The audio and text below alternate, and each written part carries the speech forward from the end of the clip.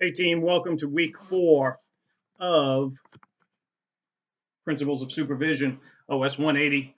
So anyways, last week in week 3 here on discrimination, we're having some really good conversation. I've been very pleased with the discussion boards that we've been having.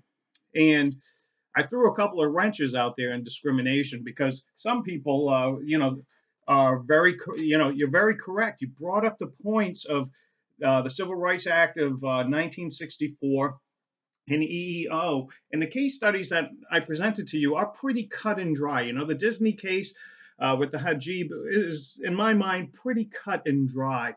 And that's not always what happens with discrimination. A lot of times it builds.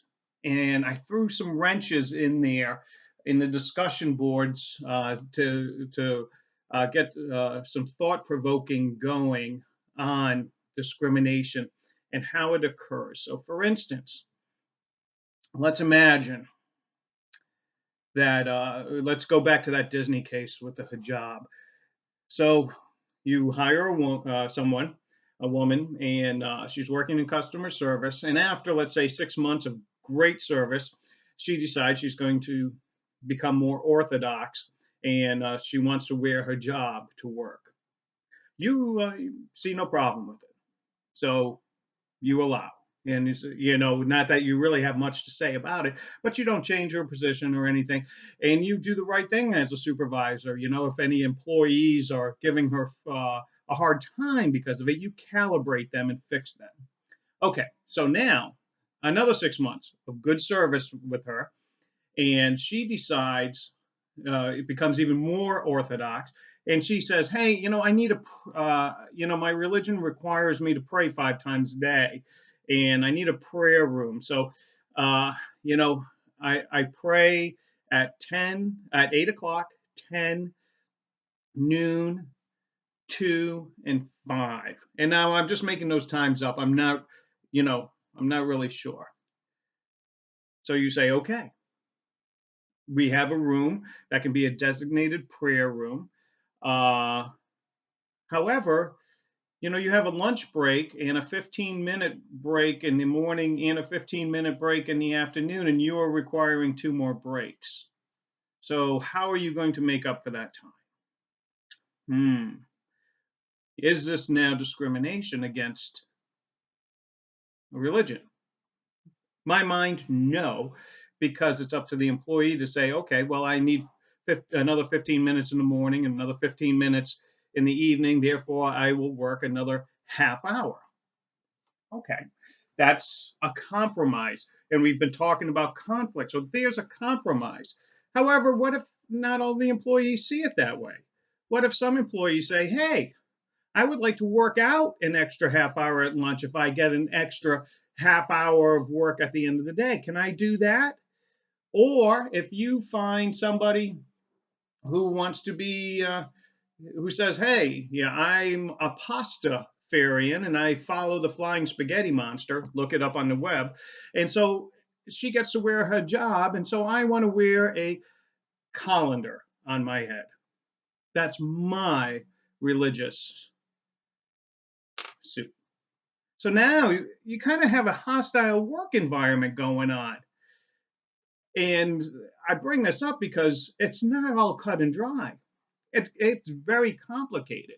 And I always run through the 3 things. The first thing is always, is it legal? Is what's happening legal? Get HR and the lawyers involved. Get their specialty, and their expert opinion involved on how you can compromise, what's legal to do and not to do. Next, is it ethical? If the legal ground is murky, does it violate workplace ethics? Once again, get HR involved. Don't be and your supervisor, don't be the only person holding this concern. And then, is it moral? Does it sit right with everybody, with you and your supervisors? Uh, and these are some tough questions. I have had sailors that work for me that the minute they have gotten into trouble or expected of trouble. They have claimed, violent, hostile work environment, uh, and I'm discriminated. That was the first time I heard. How come you didn't bring this up sooner? Or, even civilians that have worked for me that, they have never brought it up. It always seems to be when there was suspect of trouble on their behalf. And, this creates a weird environment for me. Here I was investigating a mishap or a possible crime, and now I am totally diverted into looking at a possible hostile work environment for the first time. And I bring this up because a lot of times you won't hear it, you won't see it until it culminates like a volcano. And sometimes you may not hear the whole truth. I had a family member who told me one time that she was fired because she was pregnant. Hmm. My first words to her was, "What is the name of your lawyer?" Because that is clearly against the law. Well, after me probing for a while, I found out she was fired not because she was pregnant, but because she wasn't showing up to work because she was pregnant. Okay? There is a big difference. And granted, people get morning sickness really bad. I'm a man, I can't relate. I understand that. And there's a lot of complications with pregnancy. But if you don't have the medical, documentation to CYA to cover your ass, then what does your employer see? Your employer sees somebody not coming to work. So, is that discrimination? Yes. Uh, but is your employer actually making an educated best guess assessment? I'm sure no employer would ever fire somebody because they were pregnant. No. If they didn't know they were pregnant and somebody's just not showing up for work, that is grounds. So these are the tough situations that supervisors are put into. And I know I'm throwing this out there, and you're probably asking yourself, "Holy crap! I don't know if I ever want to supervise anybody now." Thanks, Dave.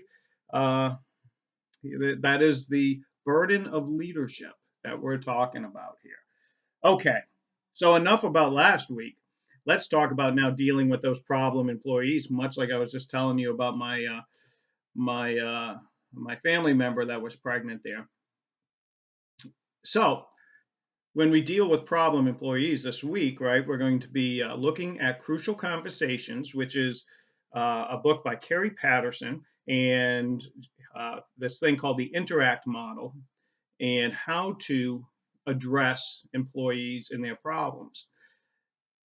You'll see everybody's got something. All right, we all do. I also introduced you to Maslow's hierarchy of needs, and you'll see that according to Dr. Abraham Maslow, there are certain, it's a pyramid, and there's a nice graphic there in week 4.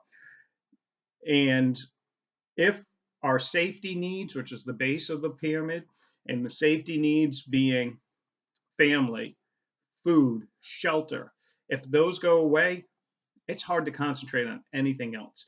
Imagine if you had an employee that's taken driving to work and their car gets repoed.